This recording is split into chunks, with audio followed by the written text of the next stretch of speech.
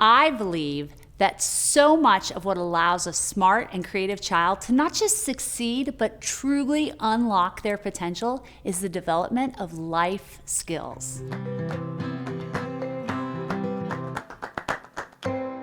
Kids spend most of their day trapped behind a desk, bored, listening to lectures by teachers, and being told what to memorize. We want our children to do so much more. We want them to learn how to be successful far beyond academics. Life skills provide the habits and growth mindsets that build a foundation for incredible potential. Skills like taking ownership, setting goals, and defining the path to achieve them allow kids to fully own their success. Kids are the masters of their future, and they have the ability to achieve anything they want.